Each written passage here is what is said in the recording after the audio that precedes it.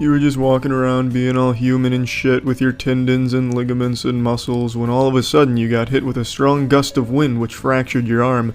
This is commonly referred to as breaking your bone, but in the medical industry it's called an ouchie bang bang. After one experiences an OBB, the potassium cells in the body flock to the scene of the break and fill the hole with a red substance known as hemahobgoblin. Let's take a closer look inside of this substance. Now that we've cannonballed inside, you can clearly see that there's a fucking ton of dots in here. But I'd have my teaching license revoked if I didn't mention the osteoblasts and the osteoclasts. We'll start with the osteoblasts, who have the leading role in repairing broken bone, the Robert Downey Jr. to your body's Marvel Cinematic Universe. On the surface of every bone in the human body, you'll find the osteoblasts. I'm just kidding, you fucking nerd, it's the osteoclasts. Did I have you going? Are you that fucking stupid? You just got osteo outclassed.